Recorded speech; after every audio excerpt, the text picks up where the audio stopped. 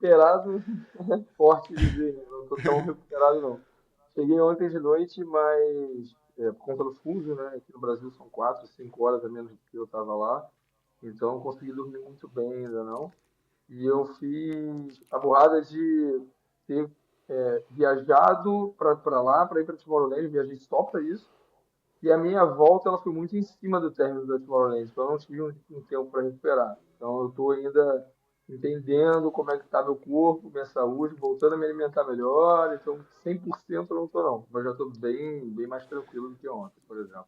Pô, maneiro, maneiro. Vivo, com certeza tu vai sair dessa, fica tranquilo. Vai ter história pra contar pros teus netos. Pô, Michel, uma primeira questão que eu te faço, que é assim, ela parece um pouco óbvia, mas eu ia pedir pra tu desenvolvê-la um pouco, que é, por que Tomorrowland? Cara, é uma pergunta que, assim, muita gente já me fez, porque, assim, por incrível que pareça, tem muita gente que não conhece o festival ainda, né? Então, para quem gosta de música eletrônica, é um festival bem óbvio, assim, para ir, ele está presente na vida de todo mundo que gosta há muito tempo, mas eu cresci vendo isso na TV, sabe? No YouTube e tal, então é um festival que já tem 20 anos de longevidade, é um festival que vem crescendo a cada tempo. Então você acompanha lá a evolução dos palcos e dos DJs e de como que as coisas são feitas, você vai vendo que tem uma evolução gigantesca. Não só tecnológica, mas de toda a parte de figuração, figurino e tal. Então eu já namoro esse festival há tempo demais. Só que é um festival muito caro, né? Principalmente para quem mora no Brasil. Então eu demorei, apesar de gostar de música eletrônica de mais de 15 anos, eu demorei aí bastante tempo para ir. Então, o Tomorrowland hoje, pelo menos na minha visão, é o festival que tem maior, dentro desse mundo de eletrônica, é o festival que tem maior magia, que une muito a música com essa parte mágica, com a parte de quantidade de pessoas, com a parte de grandiosidade de palco.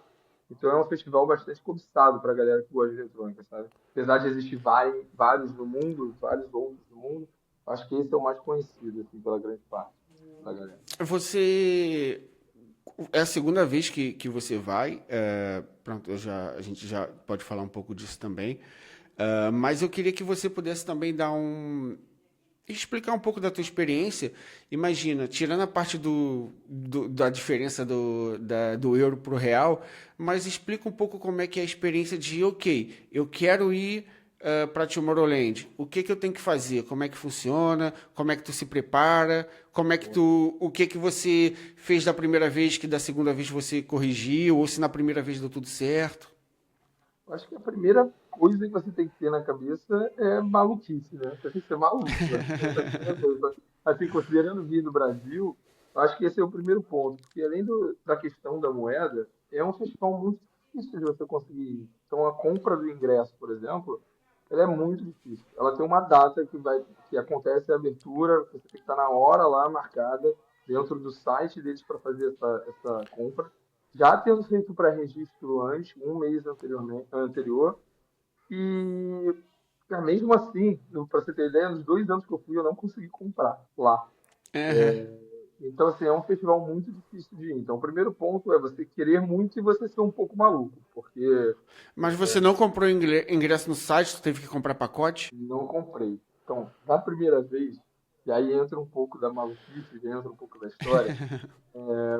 Eu ia viajar para a Europa já, né, de férias. Então, eu estava planejando uma viagem com a família, com a Carol, com alguns amigos também que já moravam lá. Então, eu estava planejando uma grande viagem para a Europa, mas eu teria assim, de 25 dias, para conseguir conhecer vários lugares do qual eu não conhecia. Então, eu já tinha ido para a Europa uma vez em 2022, mas eu não consegui rodar tanto ainda. E era esse o intuito de 2024, que foi o ano passado. E aí, do nada, eu estava vendo a edição um ano anterior, em 2023, e eu falei assim, putz, se eu vou estar na Europa pela segunda vez, já vou estar lá próximo, amo o festival eletrônica, por que não ir, fazer uma força e ir, né? E aí começou toda essa saga de, vamos para Tomorrowland. E aí foi todo um poder de convencimento aqui dentro de casa, porque, de novo, eu ia viajar com outras pessoas, e aí consegui fechar o roteiro e veio a parte do ingresso. Então eu entrei no site por vários computadores, pedi para várias pessoas entrarem e não consegui comprar. E aí me frustrei pra cacete, cara. Assim, foi um dia que eu falei assim, porra, eu tava com tudo certo de ir, já tinha passagem, já tava planejando o lugar, os dias para ficar lá, e não consegui ingresso. E aí, uma das sortes que eu tive é que eu tenho um amigo chamado Ramon, que trabalhou comigo aqui no Brasil, e hoje ele trabalha na Vetex de Barcelona. Na verdade, ele trabalha na MongoDB, né, que é uma outra empresa de tecnologia, mas ele trabalhava na Vetex de Barcelona. E ele também tinha essa vontade muito grande de ir. E ele, por morar já na Europa, tinha uma facilidade um pouquinho maior de conseguir estar lá e de conseguir chegar, né, na Bélgica. E aí ele falou, cara, vamos mesmo assim?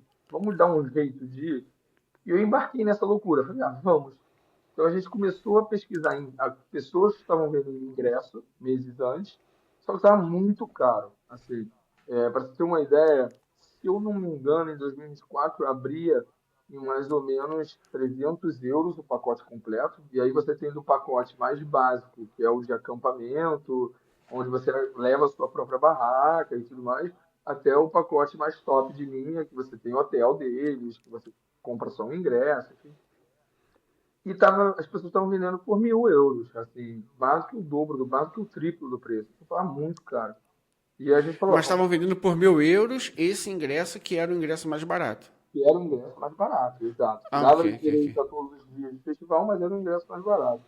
E a gente ficou pesquisando, pesquisando, pesquisando, e nada de acontecer. Só que eu já tinha colocado na minha cabeça que eu ia. Junto com nós dois, entrou um terceiro amigo chamado Vitor, que ele também mora aqui no Brasil, e ele também ia para a Europa e também queria ir para Tomorrowland. Então ele embarcou nessa loucura.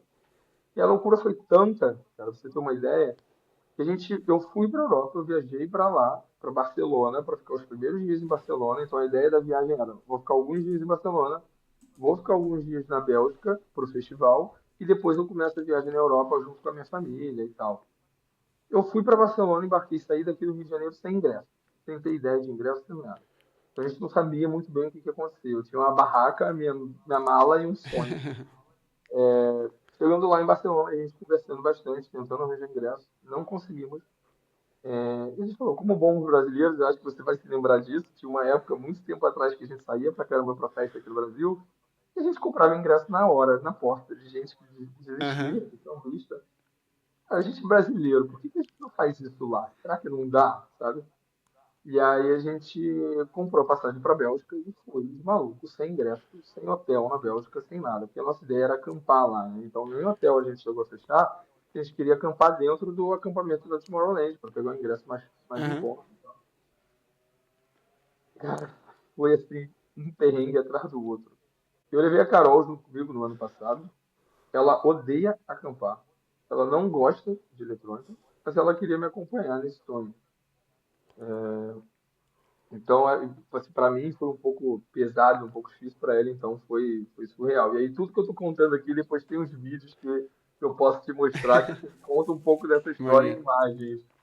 Mas a gente chegou, pegou trem, e baldeação, e ônibus, e um rolê para chegar lá, para conseguir chegar na porta. Chegamos na quinta-feira lá e a gente não conseguia ingresso de jeito nenhum. Não, não era igual ao Brasil, sabe? Não tinha muita gente vendendo ingresso na porta. E aí tinha um diferencial, cara, por ser brasileiro. Acredito eu que muito por conta da gente ser brasileiro, é que a gente não tem muita vergonha ou timidez de falar com pessoas desconhecidas, principalmente quando a gente está precisando de alguma coisa, né? Então tinham outras pessoas de outros lugares do país procurando ingresso ali também para comprar, só que era uma galera que ficava tímida, com plaquinhas assim de buy ticket, compra ingresso e tal.